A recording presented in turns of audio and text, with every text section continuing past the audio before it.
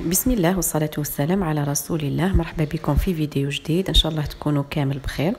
فوالا رجعت لكم بعد مده طويله شويه من اللي غبت عليكم. جبت لكم معايا البراج تاع الربيع اللي هي الربيع وقريب يخلص وانا مازال ما حطيتهاش، مالغري عندي بزاف من اللي درت هاد لا فيديو، مي معليش ان شاء الله تكون جات في وقتها. سورتو للمبتدئات جبت لكم بزاف لي زاستوس وطريقه اللي اي وحده راح ديرها اول مره تنجح فيها باذن الله، مع نوعيه السميد اللي تستعملوها والطريقه كيفاش ديروا الطبقات قد ان شاء الله. تبعوا لا فيديو من الاول للاخير وتستفادوا من الوصفه وتجربوها وتوروا لي تطبيقاتكم. دونك ما نطولش عليكم ونبداو لا غوسيت مع بعض. الوصفه تاع البراج هي دائما لا باز تقعد 3 كيلات سميد بكيله تاع ليدام. دونك هنايا عندي الكيله تاع السميد ديالي، فوالا حبيت نوريكم نوعيه السميد اللي تستعملوها تكون متوسطه، ما ديروش هذاك الرقيق. اون جينيرال نديرو كيما السميد تاع المقروط. انا هنايا استعملت لا مارك عمور بزاف هايله، راهي هاد لا مارك تجي مليحه في كامل الوصفات التقليديه. الكيله ديالي رفدت لي 300 غرام تقريبا، دونك درت منها 3 كيلات. انا اليوم راح نخدم بالبيترا، خاصه المبتدئات راح يسهل عليكم بزاف. دونك نحطها في لو بول تاع البيترا ديالي، نزيد لها تقريبا نص مغرفه صغيره تكون معمره تاع الملح، ما تكثروش بزاف الملح باسكو تمتم البراج يجيو مالحين، ميم الا جاو مسوسين شويه ما يبانوش باسكو مع الحلاوه تاع الغرس. هذه للمبتدئات. فوالا هنايا تاني لاستوس اللي راح نمدها لكم، نزيد لها 4 مغرفه صغيره تاع بيكربونات. هاد الاضافه بزاف مهمه، تزيد لكم في الطراوه وفي التحمار ديالها تجي طيبه على وجه واحد. هنايا كيله تاع سمن دايب، هنايا الكيله خلوا منها هكا يقيس 2 صباعتين، كملوهم بالزيت. هذه هي، انا من الاحسن تستعملوا السمن ماشي المارغرين. دوبوه وخلوه هكذا يدفى شويه وكملوا الكيله كما قلت لكم بالزيت. كيما تقدروا ديروا الكيله كامله سمن راح تخرج لكم نفس النتيجه، ونتيجه خير من اللي ديروها بالمارغرين كيما قلت لكم. نحط الليدام ديالي فوق السميد، نجيب هذه لا باليت تاع البيترا ونبسس السميد ديالي حتى يدخل لي هذاك السمن كامل في السميد. هذه المرحله تدي لكم يا ربي دقيقه و 2 دقائق ماكسيموم، خير من كي تخدموا بيدكم راح تشد لكم كامام هذه المرحله، سورتو المبتدئات اللي ماشي موالفين تربحوا الوقت والنتيجه تكون بزاف هايله. هذه هي كي تحسوه باللي خلاص هذاك السميد شرب كامل هذاك الليدام، تبداو تزيدوا في الماء تدريجيا حتى تولي لكم عجينه طريه. شوفوا كيفاش القوام ديالها، ديروها شويه طريه، هذاك هو لو طون اللي تبداو تخدموا فيها يكون شرب شويه سميد، تجيكم سوا ما لازمش ديروها يابسه. كي تروحوا هكا كما قلت لكم توجدوا الغرس ديالكم وترجعوا، اذا لقيتوه نشف باسكو على حسب نوعيه السميد تقدروا تعاودوا تزيدوا له شويه ماء وتدخلوه فيها باش هكذا تولي العجينه كما قلت لكم طريه وسهله للاستعمال.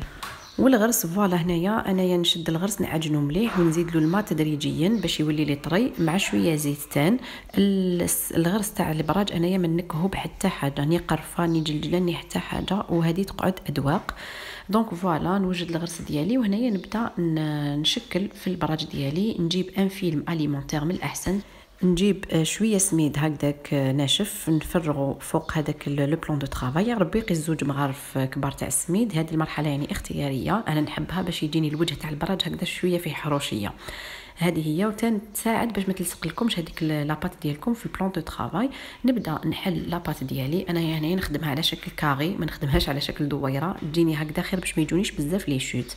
نشد الغرس ديالي نفتحو فوق ان نوتر ساشي اليمونتير، يعني فوق فيلم اليمونتير واحد اخر، نحلو هكذا بنفس الحجم تاع لاباط اللي حليتها من الاول. المبتدئات سورتو اذا خدمتو كميه صغيره سيي وحلوها الماكسيموم قد ما تقدروا، باش كي تبداو تمشيو فيها تحطوا 3 طبقات فوق بعضهم ما يجيكمش البروبليم تاع الغرس ما يمشي لكمش. فوالا هذه اني نهضر غير مع المبتدئات باسكو وحده اللي تعرف كامل هاد لي زاستوس.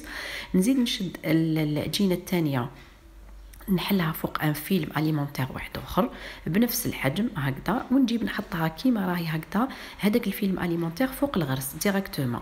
هنايا هاد العفسه بزاف هايله، ما تكسروا راسكم، ما تقولوا باللي دوك ما نقدروش نحلوها ما والو، يعني حلوها كبيره قد ما تقدروا ديروا هاد العفسه. سينو على بالكم باللي الوحده لي بروفيسيونيل تحط الاولى العجينه تزيد فوقها الغرس تزيد فوقها العجينه هكذا قريصات صغار برك، ما تستعملش كامل الفيلم اليمونتير هذا، ومن بعد تبدا تحل بالحلال وتمشي لها عادي. مي وحده مبتدئه تخافي مام الغرس ديالك كان ما يكونش طري مستحيل كان يمشي لك، ومن بعد يقعد يتركز في الوسط والحواشي هكذاك يجوك معمرين غير عجينه ما يجيش فيهم كامل الغرس. المهم كيما راكم تشوفوا في لا فيديو نبدا نخرج هذا الفيلم اليمونتير هكذا ونحيه حتى يخرج لي كامل ونكمل نسقم البراج ديالي. كاينه ملاحظه مهمه، انا كي خدمت العجينه ديالي جاني الوزن ديالها 2 كيلو هكا. واش درت؟ نقسمها على 2، انا نستعمل الميزان يولي لي كل قسم فيه كيلو هكا باش يجوني الطبقات تاع العجينه متساويين. والكميه تاع الغرس نخدمها هنايا في هذه الحاله تاع 2 كيلو عجينه، كميه الغرس تجيني كيلو، يعني 2 كيلو عجينه قسمتهم على 2 كيلو تاع العجينه، والغرس ثاني نديروه كيلو. فهمتوا؟ ان شاء الله تكونوا فهمتوني. هذه نورمالمون نقولها لكم مقبل مور ما تشكلوا العجينه توزنوها، تشوفوا الوزن تاعها شحال، تقسموه على 2 باش يجوا الطبقات متساويين، وتزيدوا تجيبوا الوزن تاع الغرس هو وزن الكريه الواحده. هذه هي.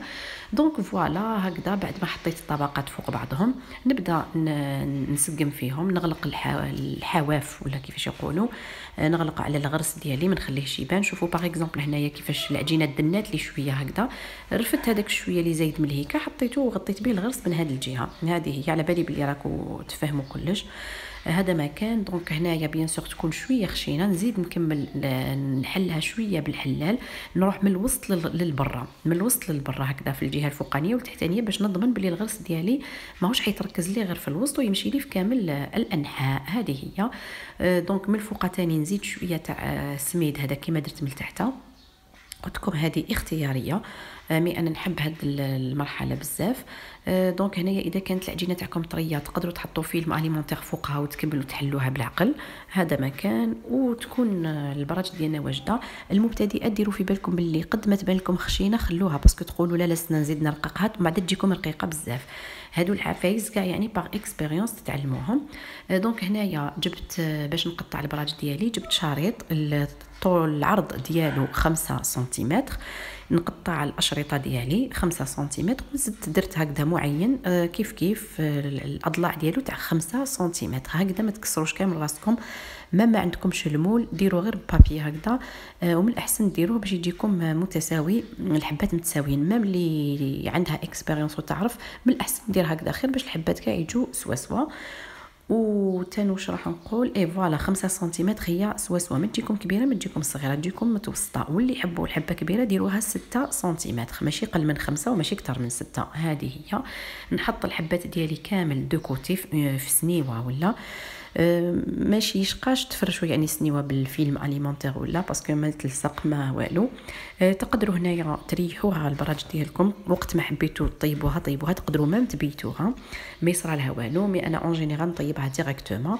هذه هي اون جينيرال نطيبوها على الطابونه من الاحسن. في الاول كامل انايا نبدا كي نسخن الطاجين نحط هذوك لي شوت قبل باش هكا اون سي جامي تكون الطاجين سخون بزاف ولا يروحوا هذوك لي شوت معليش، باش هكذا لو طون اللي طيبوا هذوك لي شوت يتريقلا لنا الطاجين والحراره ديالو وتبداو طيبوا الحبيبات ديالكم.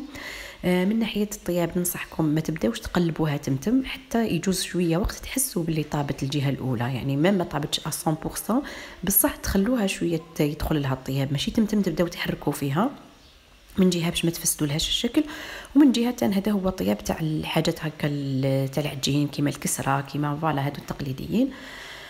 هذه هي. وتاني كاين هذيك الحركه تاع تقعدوا تزرزحوا فيها هكذا في الطاجين، تان هذه تساعدها باش يحمر لها كامل الوجه، يجي كامل على وجه واحد فوالا. وكما تشوفوا كي تحطوا لي البيكربونات يمد لكم هذيك الحموريه الشابه تاع البراج فوالا، ما تجيش فيها هذيك الكحوليه، طيب لكم هايله. وتان واش كنت راح نقول تان الحاجه اللي نعطيها لكم تاني في الطياب فوالا، بعد ما تنحوا زعما الحبيبات الاولين اللي طابوا لكم نقيو الطاجين ديالكم بان بابي هكا، نحوا هذاك السميد اللي راهو في الطاجين باش ما يلصق لكمش في الحبات اللي من بعد، باش الحبه تجي نقيه وشابه. نورمالمون هذه هي واش كاين في البراج لي زاستوس ولا فاص تاع الطياب ايتو. ان شاء الله تكونوا استفدتوا منها.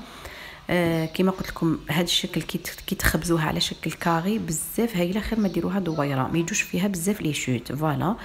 وفوالا ان شاء الله تكونوا استفدتوا من هذه لا ريسيت. انا يعني فريمون درتها للمبتدئات باسكو على بالي حاجه كيما هذه كي تكون وحده مولفه بها هاد لي زاستوس كاع تعرفهم، واللي ماشي مولفه تسيي البيكربونات فيها ننصحها تجربها. وهذه هي البراج ديالنا، وان شاء الله تجربوها وتنجحوا فيها، ونتلاقاو في لا ريسيت الجايه ان شاء الله.